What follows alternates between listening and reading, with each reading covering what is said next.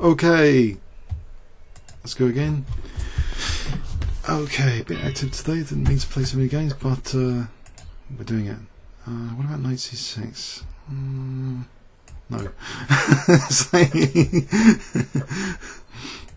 Stick to something that you know. Pet system. Bishop e7.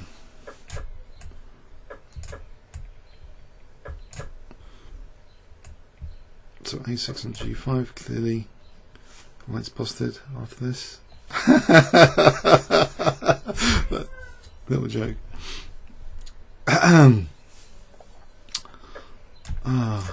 Okay. But GM would have played h4. I think GM recently played h4 to stop this nonsense. So I'm getting this. It's getting d4 though. That's a pain.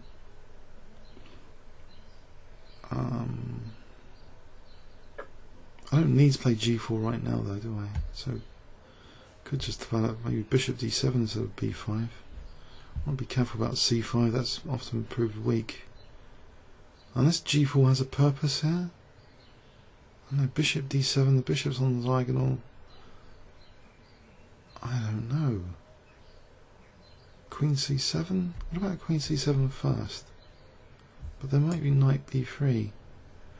Okay, let's dislodge the knight and play h5 caveman style. So queen c7, the key point is trying to attack e5a, then bishop d7, then castle queenside. So Basman was right after all, the Grob. This is like Grob reversed with g5 later on. So he was right with g4. Basman, Michael Basman, Grob, maniac. If I take with the queen, for some reason that doesn't look as appealing as taking with the pawn. I'll take with the pawn. Or shall I take with the queen? I don't know. I have no idea. What's the answer to this question? What is the answer? Take with the pawn? Does it give some advantage? Maybe I'm going to play bishop b7, knight d7, c5 later. I'll take with the pawn. Knight d7 will put pressure back on e5. Bishop b7 would get the bishop on the diagonal. c5, d4, get the bishop on the diagonal. Get the queen and bishop battery on g2. h4, make it look coherent of the plan of the king side pawns. I think I must play c5. I can't end up with another bad bishop today on b7. Can I get control of e4?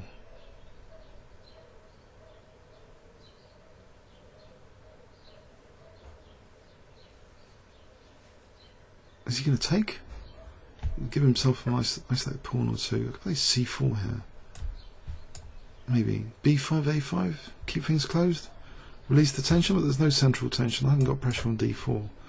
So maybe b5 is okay. I can play knight c5. Birds are still tweeting at 6:40. Amazing. We're in a weird month here. 6:40 in the evening, but it's a bit bright outside, but downcast at the same time. But loads of birds tweeting. I don't know. No idea why that is. It's good though. It's good. I like the background noise. In fact, when I play for Barnet, I like the bells on Monday, church bells, while I'm playing. Okay, so what about? I don't know. Okay, he's got good control of e5. Can I just reroute the bishop? Or something? I'll try that before committing the king to the queen side. In fact, maybe f6 is on the cards here. Knight e5, bishop f4, knight f3 can take with the queen. Bishop g7, bishop d4 though. So knight e5, f6, bishop f4. Why is he allowed that?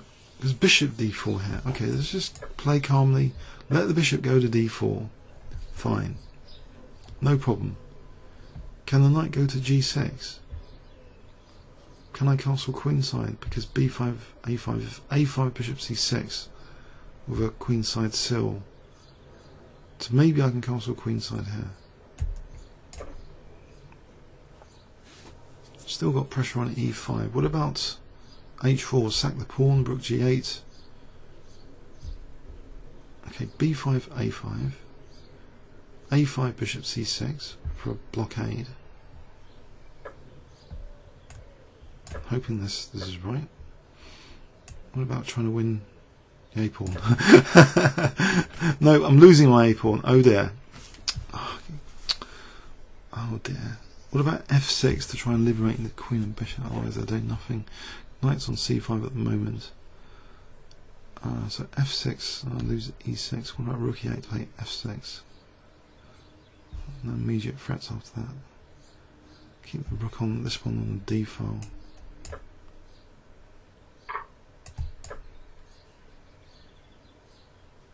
I've got my f6 in. I'll liberate bishop and queen, otherwise they're not doing much. Get the centre going. Can I get these centre pawns going? Lift the blockade. Can't play f4 without allowing them. That's one advantage of the pawn on g4. The f4 is a bit inhibited.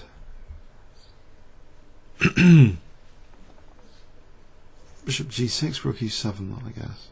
If he takes, I don't take with the knight, because rook c5, I take with the bishop. Okay, I'm losing h5. He's really going for h5. Really? I didn't realise that would be that important. What about e5 here? Coming up. You could try and get in rook c5 if he plays queen e3. But then d4, queen e3, d4, bang, rude awakening on g2. I've got the mobility going. Mobility, mobility, mobility. Fiddlers will be proud. Pawns have got mobility. d4 here, there's no bishop e4. d4 looks... I've got to play it, I've got to play it, yep. Threatening mate. And d3, maybe. Once that is parried. Let's imagine f3. What would I do with f3? Would it be really d3 or would it be takes? c4 is a bit vulnerable. Okay, what about rook g8 and then takes? Rook g8. There's no bishop h5 here. There is bishop h5. Takes and then takes. Rook g8. There's no rook c5. There's d takes c threatening rook c5. But then g takes attacking the queen. Then rook c5 I can take and then take the queen. So I think rook g8. And there's knight e4. Hold on, knight e4. Can I just take and try and win the bishop on the g file? That's the solution to this. The bishop is the tactical target. I can just take the queen and play rook g8. Wonderful. This might actually be a good position. So rook g8 here. Pinning the bishop, pin and win. Keeping an eye on e6, no queen e6. He's just blundered the whole bishop. Could this be my second IM much more convincing win today? How was that other IM win? Was it? Whatever. Let's focus back on the position. So rook c5 key threat to win the queen. I can play. He's tempting me for h4. I can play queen f3. I can just sidestep the king. So rook c5, queen d6, hitting d4 and still threatening h4. If king b8, maybe queen e5. So maybe queen d6. Just queen d6 to keep the threat. Hopefully I'm not getting mated. It doesn't look as though his pieces are in the right places. If his queen hasn't got access to e5 here, I'm threatening now queen d4. So if rook c4, okay, centralizing move. Well, I'll take another centralizing move. I'm still threatening h4 and c3 now. And he's down on the clock. So h4, win another piece. Always good. Bishop a6 blockade. King b7. 2 pieces up. I think even I might be able to win this if he's not careful. Although that's looking less likely now. I don't know what I'm doing. What am I doing? The c-pawn, the c-pawn. Get the c-pawn going. No, another block, another major pass pawn I've given him. Get the c-pawn going, please. Get the c-pawn going. Oh dear. I've given him 2 huge pawns. What have I done? He's only got 7 seconds. I have to try and win on time after all that.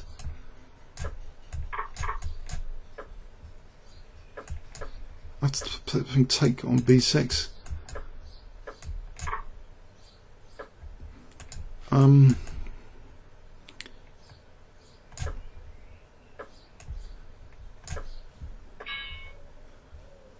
Ah! He mated me with nothing on his clock. I could have played a rook g4 with my 12 seconds just to try and win on time. This is so painful. Oh dear, that's funny. Oh. Oh. Now, you might think I'm laughing because it's funny or because I'm gutted. I don't know. It's so funny that he's got 0.00.0 left on his clock and I get mated. Oh well, okay, let's I mean, I'll call it a day after that. Comments or questions on YouTube. Thanks very much.